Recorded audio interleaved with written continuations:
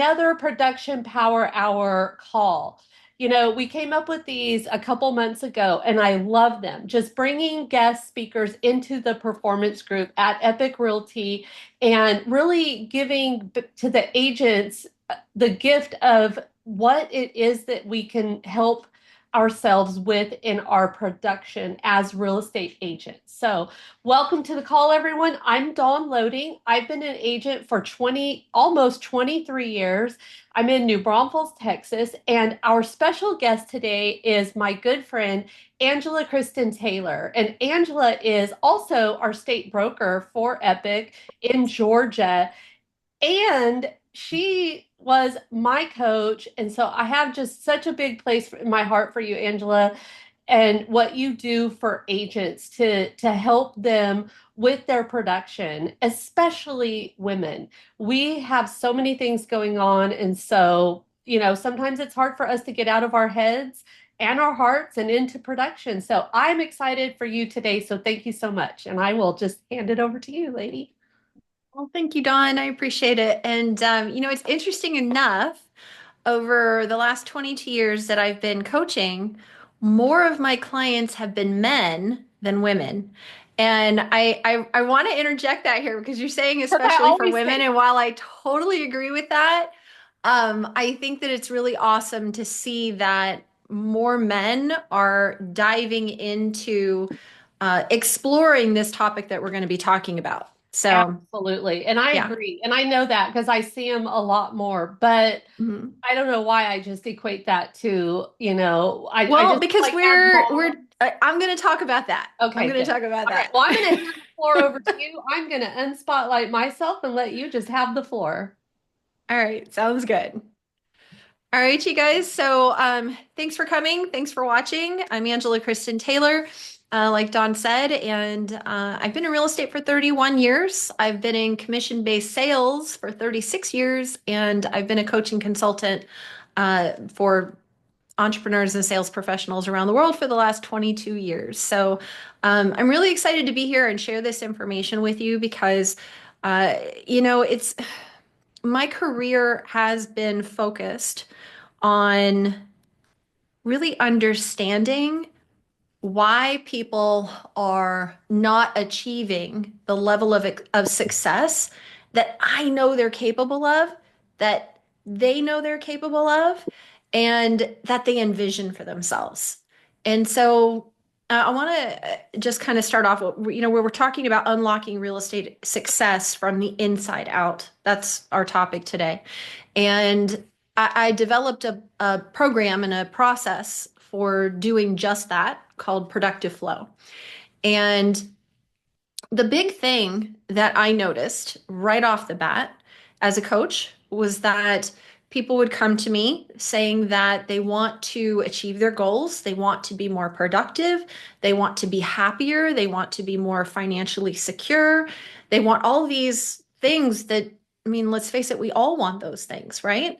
But they didn't know why they weren't getting there, and they didn't know exactly how to get there. So I'm gonna start this off in a little bit of a workshopy pattern. So I want you to first just think about what's that one thing that if you did it and did it consistently, that you would be successful. You would achieve your goals and you would get to where you want to go because you know that that thing, if done consistently, is going to take you there. So, what is that thing? I want you to put it into the chat. So, Dawn says, make more calls and do more video. I want you guys to put this in there seriously because it's really relevant. So, if you're watching this on the recording, I want you to write this down because there's power in putting pen to paper, and writing something down makes it more real, makes it a little bit easier to process. Sabrina says, make calls and follow up with my database. Absolutely. Melissa's still thinking. I called you out. You did. So, There you go. you know what? Making calls is is a really big one. It's a really big one because it doesn't matter if you're in real estate or you have any other kind of business.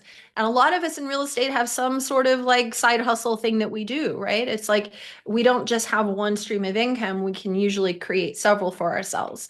And so there's a reason for this. And there's also a reason that making calls is the one thing that we find really, really hard to do consistently. Okay. So now, what do you think? Okay, Don, what are you putting in here? Question is, what is it you know you need to do to create the success you know because it has worked? Exactly. Okay. So these are the things you know, right?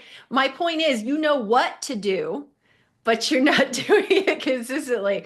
Melissa is saying, make calls, figure out what social media will work for me. Okay, really good point on that one. Yeah. Repeat the question And one more time because we just had yep, someone else no join. worries. So the question is, what's that one thing that if you did it and did it consistently, you would achieve the level of success that you know you're capable of achieving, right? Jazz dang came in at the right time. YouTube. Okay, so YouTube, right? So again, these are all very similar. And if you're not seeing the similarities, we're going to go there in a minute. But okay, now second part of this question. What do you think is blocking you from doing this thing consistently? What do you think is blocking you? Jess, my BS is not the answer. So I want specifics. Specifics, what it is you think it is. Okay, so Sabrina says, I don't like making calls. Don says, oh, you're putting in the question in there. What do you think is blocking you from doing this? Yep. Mm-hmm. Yep. Okay, Melissa says distractions. Okay. Yeah, I think just not so fear of what other people think and not Uh-huh. having clarity and confidence in exactly what to talk about and just uncertainty. Okay, perfect. Perfect. Okay. Sabrina says, I want them to call me. Okay. All right. Okay. So I want you to think back. We're just going to take that and set it on the shelf for a minute. Okay. So I want you to think back to your childhood experiences. I want you to think about parents, teachers, other kids. And I want you to think about if you had something that you wanted them to see, something that you wanted to share with them, something that made you feel lit up, right? Like it's like, oh my gosh, I can do a cartwheel. Watch, see, like I'm very excited I could do a cartwheel. It doesn't matter what it was, just something really basic that you're like, I'm bringing this to you. I want to share this with you. And then what happened? Right? Like, and we've all had moments where they like actually like we're like, yay, good job. But usually that's how we treat our kids, not how we were treated as kids. So it's that what was the response, right? What was the response? What was the overall feeling throughout childhood that when you brought something that you wanted to share, what was the response? So let's see you guys throw this stuff into the chat. Okay, so Dawn says, OMG, it was life in general. I just wanted my parents to be there. Okay, so that's the aspect of they weren't there to even hear it. So it wasn't that they rejected hearing, it's just they weren't there to hear it. What else? Who else has one? I'm going to give it a second for you guys to type. Jess said they celebrated me mostly and kind of rolled their eyes. Okay. So that's really important to note because that kind of rolled their eyes. Like kids notice that. Kids know when you're being genuine and when it feels like it's forced. Like they're celebrating me, but they don't really mean it. Because the subconscious response to that, right, is like they're trying to make me feel good about myself, but they really don't, whatever, right? They don't care, or they're too busy, or they're not interested, or it's not as great as I thought it was, and they're just trying to make me feel good. Now, Melissa says sometimes they were doing other things while I was sharing. Okay, so not making it a priority. And so these are the things that I want to talk about. It's these experiences, and this is just one, right? One of many that the experiences we have when we go to make a call, okay, it triggers that same feeling that we had in childhood when we wanted to share. So the feeling is, I'm interrupting. I am going to be a problem. They don't want to hear what I have to say. Do you see how these things tie together? You guys kind of correlating this? Melissa's nodding her head. Mhm. Okay. So it all ties in together. So what happens then is we are reacting in our role as a professional, because we're all professionals here. We're acting in our role as a professional based on an experience we had as a child. So we're taking the client or potential client or lead, and we're putting them in the role of the person that we wanted to share with, whether that's a parent, a teacher, a friend, what have you. We're putting that person in that role. We're saying this person is above me. I am beneath them, and I want to share, and they don't have any interest in what I want to share with them. So what happens then is we go into this trigger, an emotional trigger, which it creates that reaction chemically in our body, in our nervous system, that says, I can't do this right now. I'm going to go do something else. Therefore, distractions. I've got two people here, both said distractions. Okay. And so that is what's coming up. Those are the reasons that you're not doing the thing. Because while you know, hey, when I call and I'm like, I'm not letting that fear stop me, I feel the trigger, but I don't let it stop me and I do it anyway, then what happens is I actually see success. If I can make myself do that all the time, oh my God, how successful and beautiful and amazing would my life be? But it's not the money. It's not the success. It's the feeling of not being stopped by fear that's going to actually change your life. Not being stopped by fear. And so one of the things that I did was, this is for me in my career and working with agents, is, I created this concept of productive flow. And so for those of you that have heard this already, I apologize. I'm going to say it again. But productive flow is emotion, energy, time, and focus. Okay. So usually the flow that we're in is starting from a space of emotion. How do I feel right now? And then from that space of how we feel in that moment, we allow that to set off our energy. So this is what I was talking about, creating that trigger, right? That trauma response that sets off the chemical response within your body that says, I can't do this right now. I'm going to go do something else, anything else, right? And so the emotion leads to the energy. The energy leads to how you're utilizing your time. Am I doing this, or am I going to go fold laundry? Right? Anything else? And then what happens is that there's really no real focus. There's no real focus, because this whole thing about focus and time management and productivity and all that, I'm going to tell you right now, it's all crap.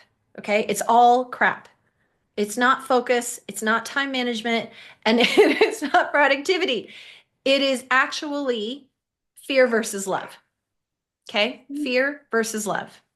If you are in a state of fear, you are always going to operate from a space of having no focus, because you're not tapped into a purpose.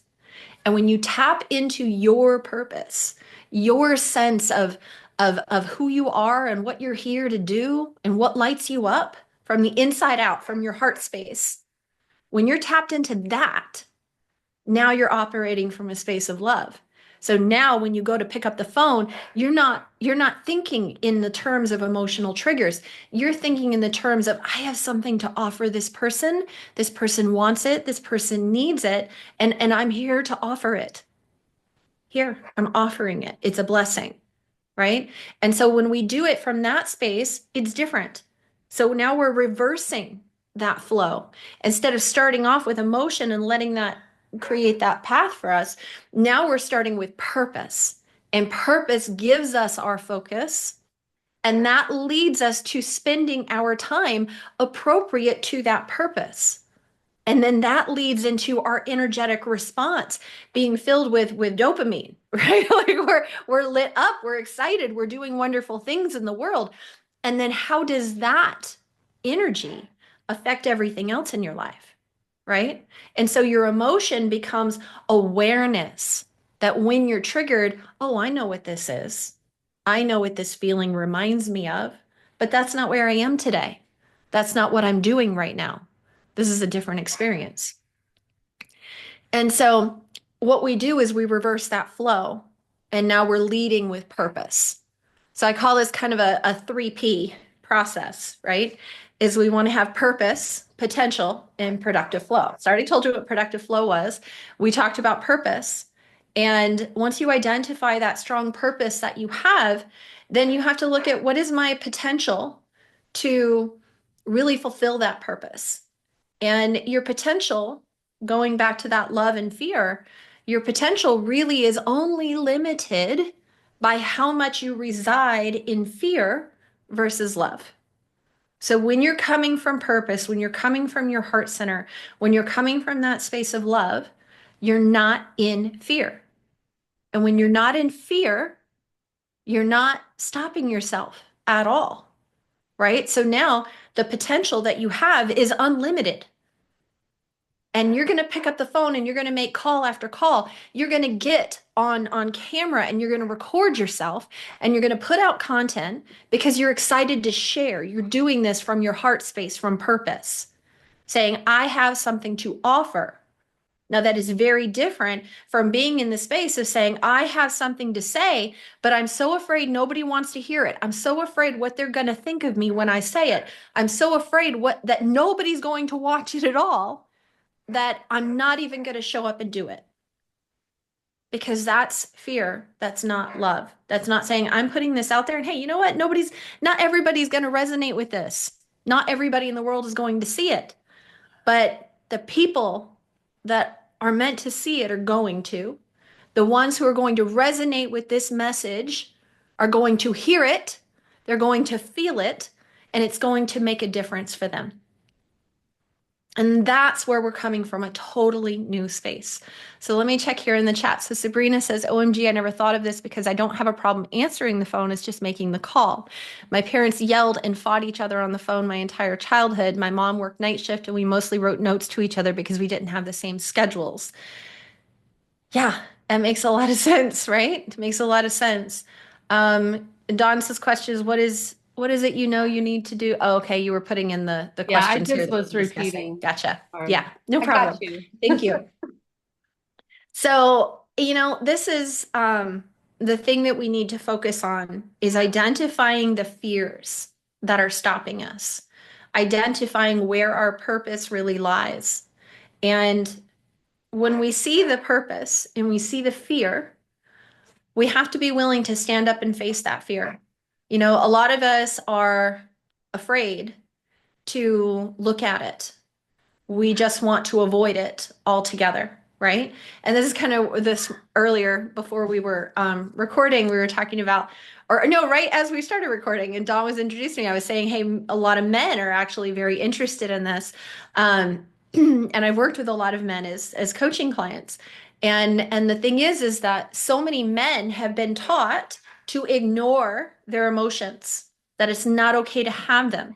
Where for women, we're very in touch with the fact that we have emotions, but we're trying to be more masculine and like take care of business, right? So we I see you, I feel you, I'm going to put you over here because I'm not allowed to feel you right now.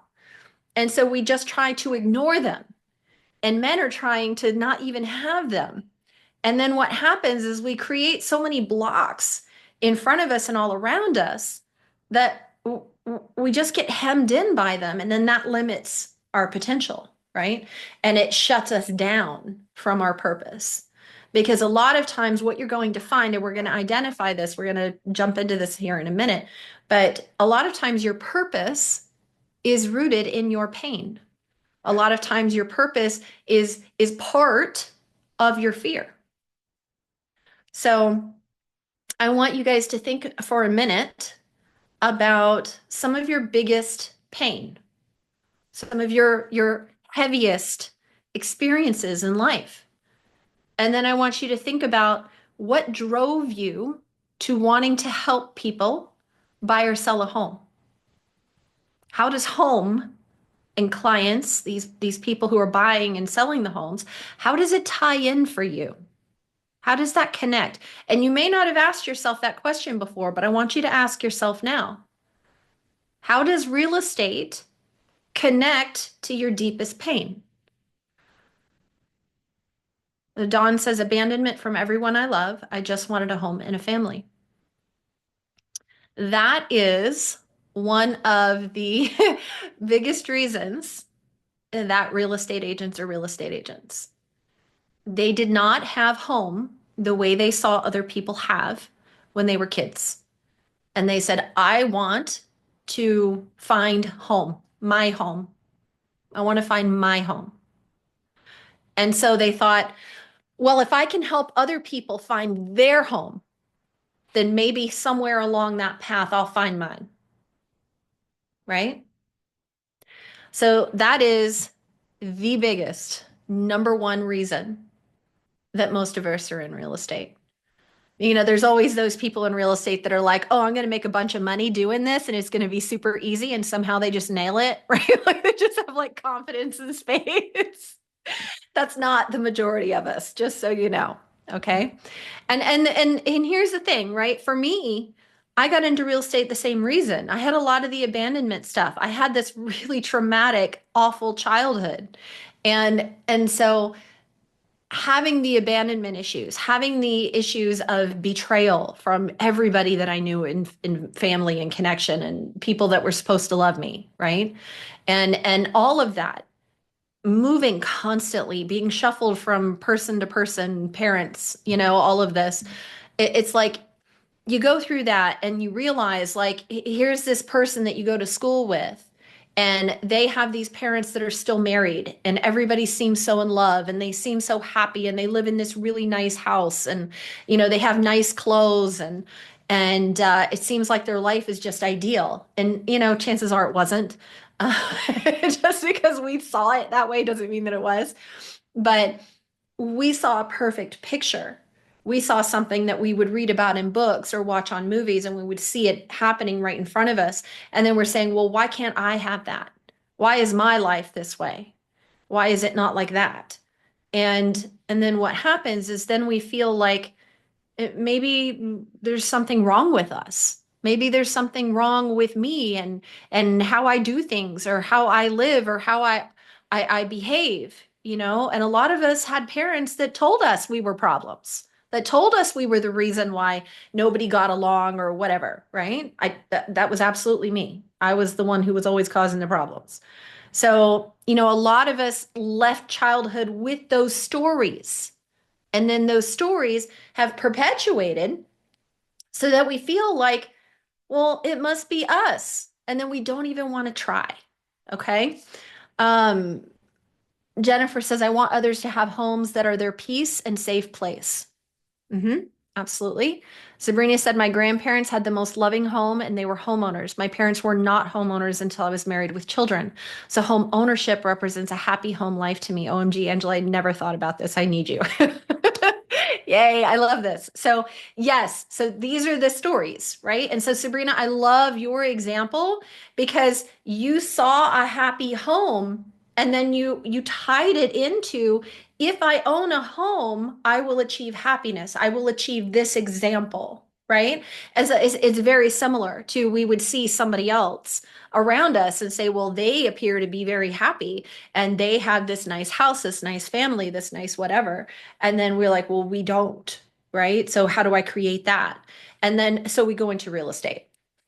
And then as we go into real estate and we're in that space, the same exact story that is driving us to be in real estate is also the exact same story that's stopping us in our tracks and preventing us from doing these things that you guys listed up here as the thing that you knew if you do this and do it consistently you're going to be successful. So it's literally the same story that's both driving you and stopping you simultaneously. You see how confusing this can be. So this is why we have to tap into our purpose. We cannot, well, let me stop here. How many of you, when you first got into real estate, were trained to focus on how much money you wanted to make and how many deals you needed to close to make that amount of money? How many people were trained like that? Because I was. Yep. Yes, 100%. Yeah. Okay. That's the problem with sales training. Okay. Because a lot of us who are in sales or self employed in some way have been trained to focus on the money. Yes, Dawn, still is the biggest problem with sales training. And so what I look at is I look at what I do. Sabrina says they tried, but I didn't listen to them. Good job. So I look at what I do as being the other 50% of sales training. Okay. What we need to do to convert leads, to generate leads, right? To be in real estate, to be in sales, that's absolutely important information. That's 50% of sales training. The other 50% needs to be on not the what to do, but the how to make yourself do it and do it consistently. That's the other half. And so when we're identifying what is that thing that actually lights us up, because it's not money. It's not money. It's always something to do with home. Okay. When you're in real estate, it's something to do with home. It's something to do with family. It's something to do with helping yourself and other people connect into a feeling of tribe, of acceptance, of love, of support, and a feeling like they have this connected root system that supports them. Okay? That is the main thing for a lot of us. And so Melissa says, I feel like it's only part of the equation, relationship with your client. Well, see, this ties in. Okay. I did a whole talk on relationships and going deeper in relationships, and Dawn's got that on her YouTube. So go make sure you watch that. But it ties in with all of this. So, when we're focused on the money, we just don't have the motivation to achieve, because we can understand our purpose is tied into home and family and support and tribe and connection and all of that, right? And then if we're trying to operate based on our goal is money, then we're going to fall short, because what ends up happening is we feel like we're doing something for the wrong reasons. And then that makes us feel like we're being the people who weren't showing up for us to begin with. Does that make sense? And then we feel like, well, maybe we're not so deserving. Maybe we're not so good, not so caring. And that's not the truth. But that's how we can feel when we're focused on dollars and numbers. And instead of saying, maybe I'm doing this because I want to help so many families. I want to help people build wealth. I want to help people achieve their goals. I want to help people solidify the support that they need, the financial support that they need, so that they're never stuck.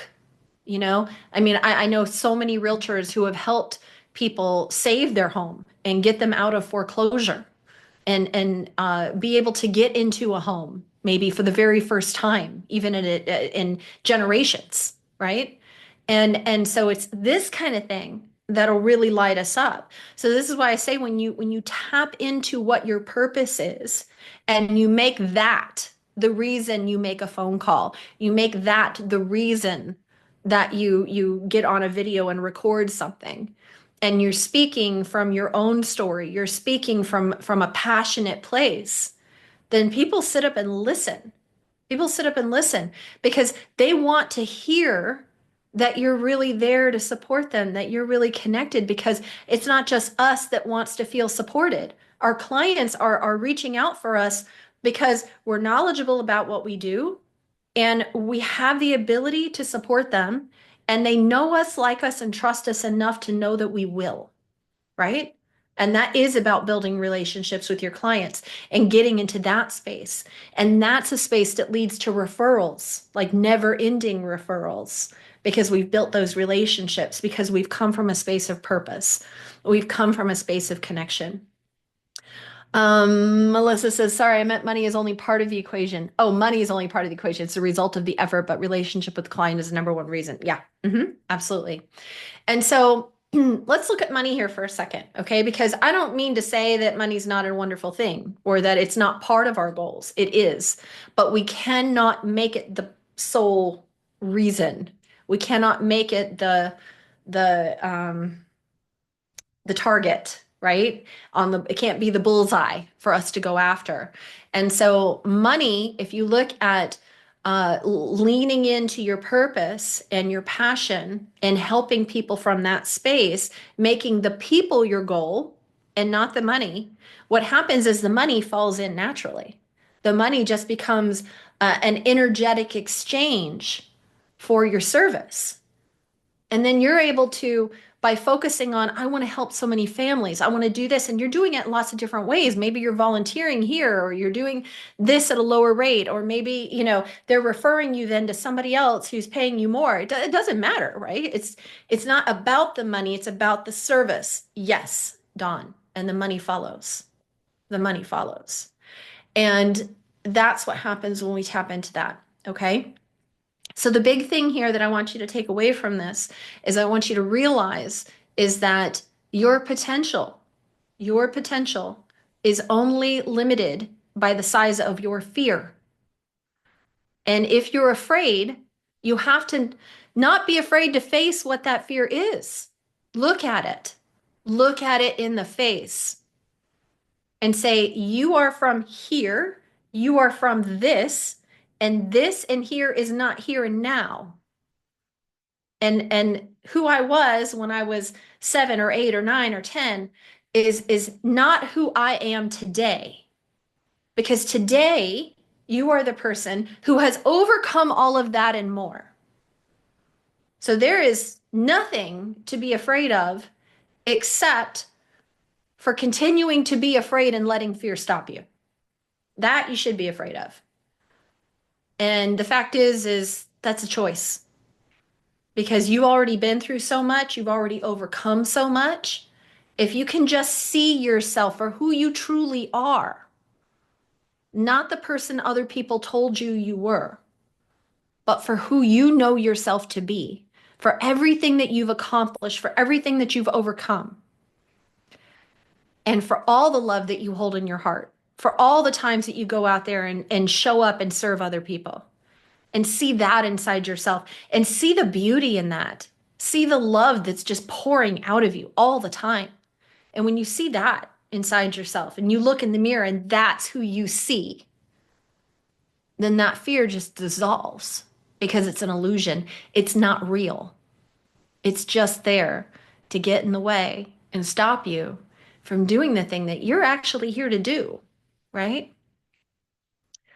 So when you tap into your true potential, everything that you've already done and more that you're capable of, and you tie in that potential to your purpose, and then you operate in productive flow by reversing the natural flow, right? Where you're just kicking off and saying, this is what I feel today, so therefore there goes my day. We're saying, I am operating from a space of purpose and passion.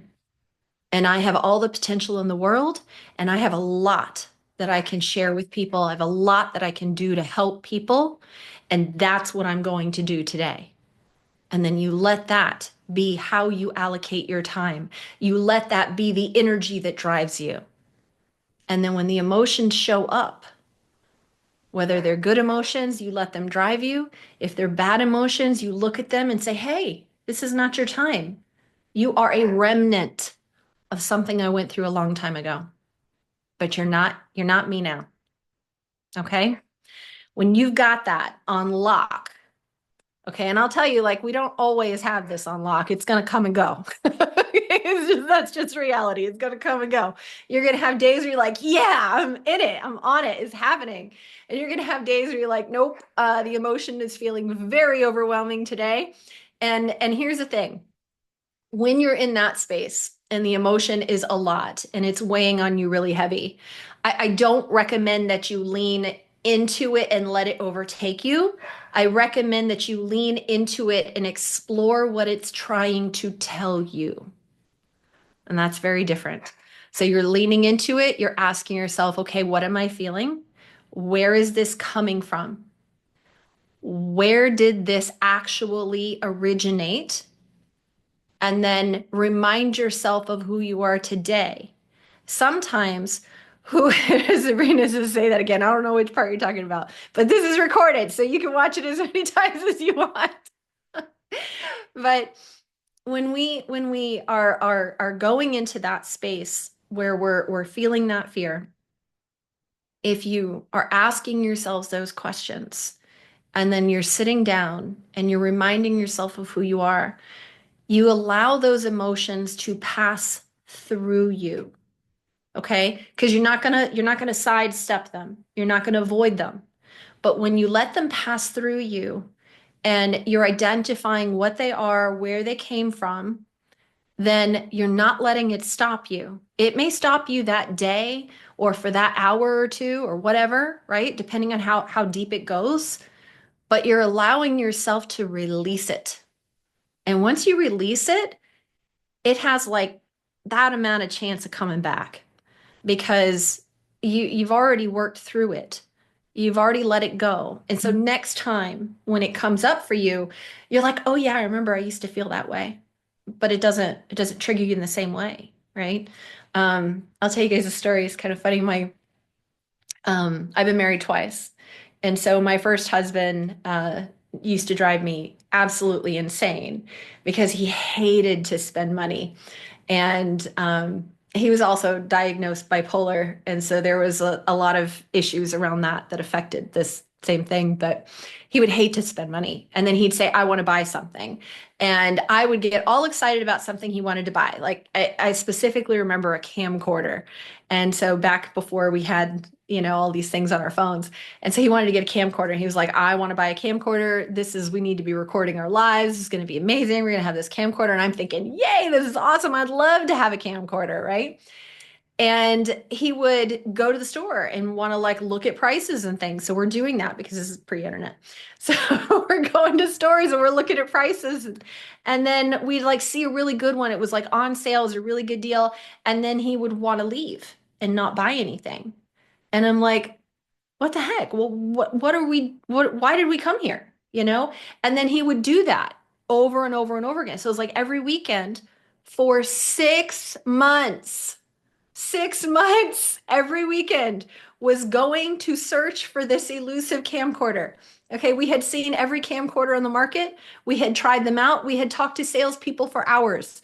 And I am a very high D. So I lost my patience after weekend one. Okay. And I was just like, you don't get ramped up to buy something and then not do it. That makes no sense, right? So at any rate, this was just like a story from my past with my ex-husband. So we've been divorced for, I couldn't even tell you how many years, many, many, many years. And my current husband, Joe, who we've been together for about 15 years, I think 14, 15 years now. And we're not like that at all. Like he's not like that. I'm not like that. He researches everything and then says, hey, I want to go do this. And I'm like, awesome, let's go do it. And then we go do it. Right. It's like we're both IDs. Like we got this, we're on lock, we're doing it. So anyway, he's like, you know what? We really need a KitchenAid mixer because we're under the holiday thing. And we've been watching the holiday championship bake off thing on Discovery Plus, and it's just been awesome, right? So we're gonna get a KitchenAid mixer. And so I'm like, all right.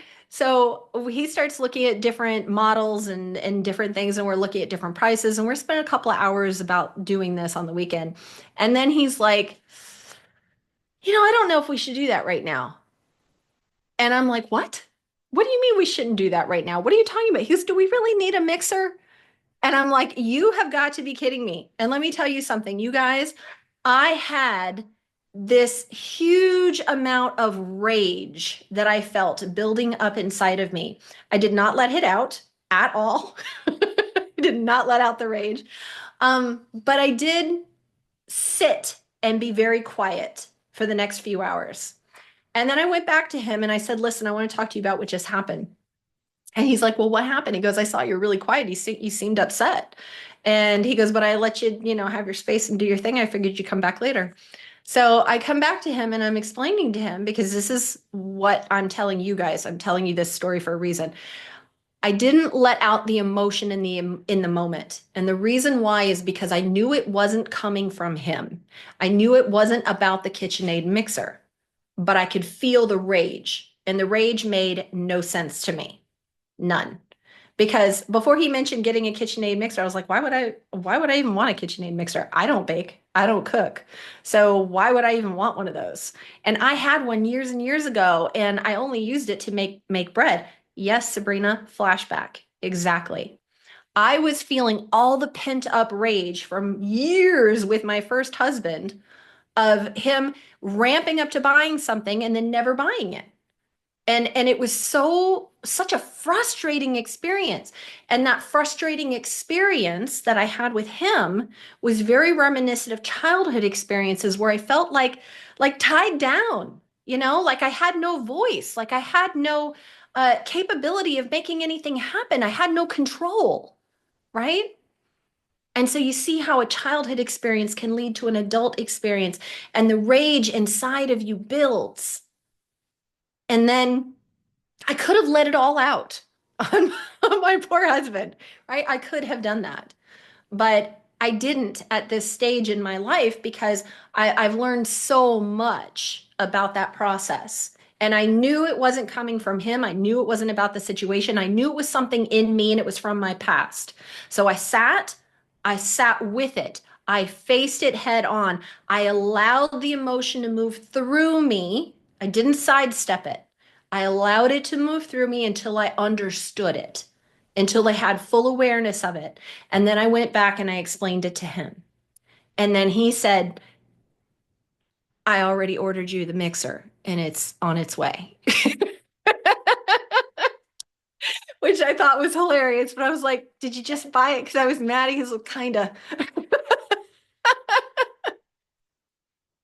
Because he saw my face. So even though I wasn't letting it all out, he saw my face and he knew, and he thought, there's something about this mixer that's really, really important to her. So we're just going to get it. Right. And so, yes, he's an amazing husband, Serena. I love him. He's a doll. But the point is that we have to process the emotions. We have to understand them and allow them to come in and move through us, because that's why we don't get shut down, because we do that. All right. So when you have that moment where you're feeling like I need to distract myself, I'm supposed to make the call, but the laundry is calling me. Okay. You got to realize you don't really want to do that laundry. It's just the lesser of two evils for you. You're saying, I could do the laundry and then feel like I made an accomplishment and I can be proud of myself, because this is something else that's a barrier in front of me. And if I knock that out, it's easy. I don't have to interact with anybody and I can just be done. And then I can feel like I accomplished something. But the thing is that later you're going to beat yourself up because you realize, oh, I didn't make any calls and I distracted myself and I procrastinated yet again. Okay. But when we take that time to sit with and let the emotion move through us, and we create awareness around what's actually triggering us, then we realize that the call really isn't that scary, that the call is actually the thing we most want to do. We most want to share what we know and what we do with other people. That's why we're here doing it. Okay, so when you lead with your purpose, you're leading from a space of your heart and your soul. And this is really where you want to be and really where you want to go. So when we do that, we accomplish everything. But it's really about how we see ourselves and what we're allowing ourselves to do and to be in the world. Okay. I do recommend that you listen to the relationship, going deeper into relationships thing that I did for Power Girls. with Dawn. I know she's got that on her YouTube I'll channel. go Dawn, I grab don't know if you that want one to right now. throw a link in there. What was the other one you told me to get a second That ago? was it. The going deeper The into relation. relationships. Oh yeah. Yeah, this is the second time I mentioned it. Okay, I'll go grab that right now for y'all. Yeah, if you guys haven't listened to that, it's a really good one. We're talking about going deeper in relationships and why it can be really scary to go deeper into relationships with people. And I have this wonderful book, The Pivot Year, which I got from Dawn. She told me about this book a couple years ago, and it has like a thing to read every day of the year. And so I go based on what day of the year we're actually in. So when I bought the book, I kind of started in the middle, based on where we were at. And so today's was really relevant to this talk. So I want to kind of finish up by reading this to you. So just so you know, it's day 346 of the year. And it says, the world will begin to see you the way you see yourself, because you will hold yourself differently. You will carry yourself differently. You will speak differently. You will love differently. Your own self concept is the root of it all, the end and the beginning, the place from which all other relationships stem. You owe yourself your own approval, your own appreciation. You owe it to yourself to become as you've always wanted to be. Isn't that beautiful? I love that. I saw that. I was like, ooh, got to read that one today. So I hope you've taken something away from this. You guys, Sabrina says, let me see, what do you guys have in here? Dawn says, I have that happen all the time. Damn triggers. That's right. And Sabrina says, wisdom, good for you not letting it out because he isn't responsible. Should pay for what happens on someone else's watch. Absolutely. And Jennifer says, yep, same here. Time to process is so valuable. And then Sabrina said, Angela, can I buy you a couch to go in your office so I can cover sessions? That's awesome. I am available for coaching, just so you guys know. And then Melissa says, thank you. That was great. Jennifer says, love it. Thank you so much. Oh, you guys, thank you so much for coming. I appreciate you all so much. And, you guys are my purpose. And everything that I do is done from a space of wanting to help light other people up. I've been able to identify triggers and traumas. I'm really good at seeing patterns and patterns of behavior and how they fit into all these other places. And so this is why I do what I do. And my biggest goal is to be able to change someone else's life by helping them take fear and remove it and allow them to live in a space of love, because it affects literally everything. When you really see who you truly are and how amazing and powerful and incredible you are, then you take out everything that could possibly ever stand in your way or stop you. Everything. And you just become your highest and best self. So, I just want to give a plug to one book. Like, I love books, and books have changed my life and coaches. And so I'm a big fan because you just don't know what you don't know. But as you were just saying that, for whatever reason, this book popped into my head, and it was one of the best books to eliminate fear. It's Outwitting the Devil. oh, I love that one. Is that not That the one's best? so good. It was I need to go back and just listen to it again. And because it just makes you think differently. Like, we're raised to like have this fear, and I don't know why. Like, why do we go there to the fear? It's kind of the same thing that a lot of people do with negativity. Like, they just wake up and their attitude and everything they're doing is negative. And I feel like those are the first steps in changing your life. And I'm a perfect example because when I first started coaching with you, I lived in fear. I mean, I was afraid of my own shadow.